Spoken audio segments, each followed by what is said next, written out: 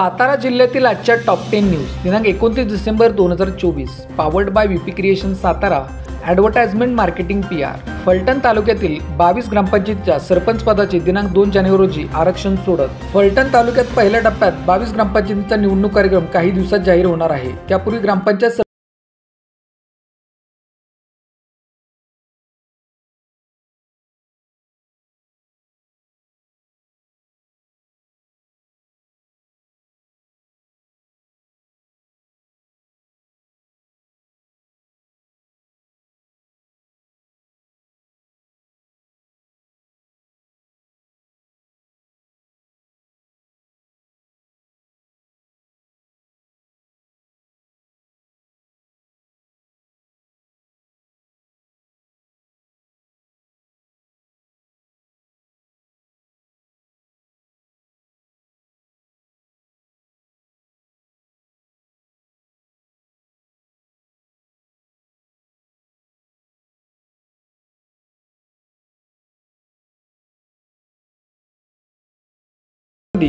जिल्ह्याच्या हद्दीवर वाहन तपासणी इत्यादी महत्त्वाच्या गोष्टींचा यामध्ये समावेश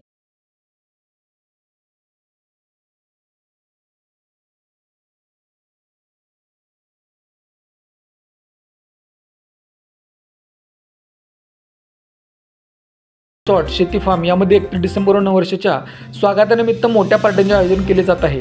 या पार्ट्यांसाठी मुंबई, उपनगर, ठाणे तसेच परजिल्ह्यातून मोठ्या प्रमाणावर ऑनलाईन बुकिंग होत असते। या पार्ट्यांमध्ये अनेकदा अंमली पदार्थ तस्करी प्रवेश करतात। नुकताच एका पार्टीमध्ये बालबालांचा नाच गाजला होता, त्यामुळे यंदाच्या पार्ट्यांवर पोलिसांचे बारकाईने लक्ष असणार आहे। कोयना हेळवाक वन परिक्षेत्रातील पर्यटन स्थळे 5 दिवस बंद। कोयना भागातील सदाहरित व जैवविविधता असलेल्या जंगलात निसर्गप्रेमी व हौशी पर्यटकांची नेहमीच रेलचेल असते। 31 डिसेंबरच्या पार्श्वभूमीवर कोयना हेळवाक वन परिक्षेत्रातील सर्व पर्यटन स्थळे 28 डिसेंबरपासून 5 दिवस बंद ठेवण्यात येणार असल्याची माहिती सह्याद्री व्याघ्र राखीव हेळवाकचे वनक्षेत्रपाल SA जोपळे यांनी दिली। पर्यटक व नागरिकांनी याची दक्षता घ्यावी व सहकार्य करावे असे आवाहन वन्यजीव विभागाने केले आहे। सैदापूर कराड गोळीबार प्रकरणी एकाच 3 दिवस पोलीस कोठडी। सैदापूर तालुका कराड येथील अक्षरा रेसिडेन्सीमध्ये गाडी पार्किंगच्या कारणावरून एका कुटुंबावर गोळीबार केल्याची घटना घडली होती। यातील रेकॉर्डवरील गुन्हेगारास न्यायालयाने 3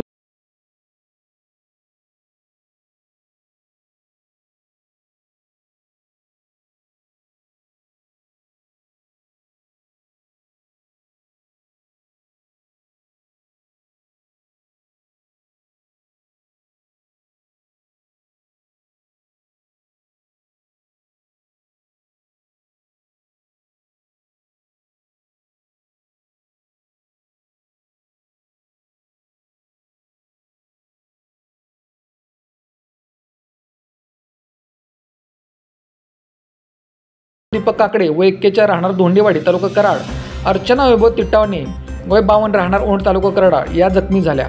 अनिल मारुती थोरात या रिक्षा चालकावर गुन्हा दाखल करण्यात आला आहे। मेनवली तालुका वाई येथील दरोड्यात चोरट्यांनी 4.5 लाखांचा ऐवज लुटला। मेनवली तालुका वाई येथे शुक्रवारी मध्यरात्री घरफोडी करून 10 ते 12 जणांच्या टोळक्याने सशस्त्र दरोडा टाकून सुमारे 4.5 लाखांचा ऐवज लुटला आहे। चोरट्यांनी आणखीही काही घरे फोडण्याचा प्रयत्न केल्याने मेनवली परिसरात भीतीचे वातावरण निर्माण झाले आहे। मेनवली येथील भूषण शरद कोचळे यांच्या घराचा दरवाजा तोडून शुक्रवार रात्री 12:45च्या सुमारास 10 ते 12 जणांच्या टोळक्याने घरात प्रवेश केला। रात्री घरात सगळे झोपले असताना चोरट्यांनी धारदार शस्त्रांचा दाग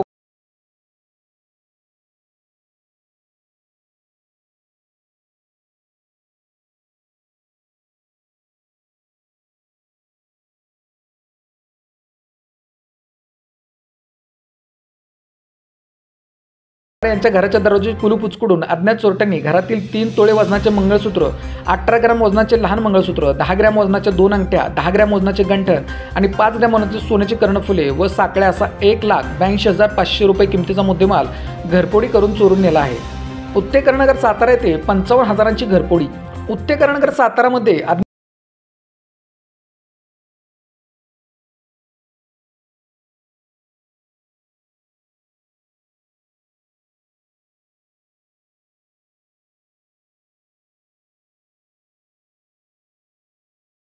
एकूण 55,000 रुपये किमतीचा मुद्देमाल चोरून नेला आहे। मालगाव तालुका सातारा येथून पाण्यातील मोटारी आणि कुट्टी मशीनची चोरी। मालेगाव तालुका सातारा येथून पाण्यातील 4 मोटारी तसेच कुट्टी मशीनच्या मोटारीची अज्ञाताने चोरी केली। सुमारे 59,000 रुपये किमतीच्या मोटारी होत्या। हा प्रकार दिनांक 9 डिसेंबर ते 26 डिसेंबर दरम्यान घडला आहे। याबाबत सातारा तालुका पोलीस ठाण्यात मारुती लक्ष्मण कदम राहणार मालगाव यांनी फिर्याद दिली आहे। महावितरणच्या गो ग्रीन योजनेत जिल्ह्यातील 13,000 वीज ग्राहक वीज बिलांसाठी छापील कागदांचा वापर पूर्णपणे बंद करत केवळ ईमेल व SMS पर्याय निवडण्याचा जिल्ह्यातील 13,000 ग्राहकांनी निर्णय घेतला आहे। त्यामुळे त्यांना 15,78,000 रुपयांचा फायदा झाला आहे। परवानगी झालेल्या ग्राहकांना वार्षिक बिलात 120 रुपयांची बचत होते। पर्यावरणात दिवसेंदिवस प्रतिकूल बदल होत आहे, त्यामुळे गो ग्रीन योजना ही काळाची गरज झाली आहे। गो ग्रीन मधील ग्राहकांना ईमेल व SMS द्वारे वीज बिलाची माहिती देण्यात येत आहे। त्यामुळे ग्राहकांना प्रॉम्प्ट पेमेंटचा लाभ होऊन ऑनलाईनद्वारे त्वरित वीज भरणा करणे आणखी शक्य झाले आहे। लघुदाब वीज ग्राहकांनी कागदी बिलांचा वापर बंद करून गो ग्रीन योजनेत सहभागी व्हावे असे आवाहन महावितरणने केले आहे। अशाच बातम्यांसाठी जिल्हा साताराच्या सर्व सोशल मीडिया प्लॅटफॉर्मला फॉलो करा। व्हिडिओ लाईक, कमेंट आणि शेअर करा।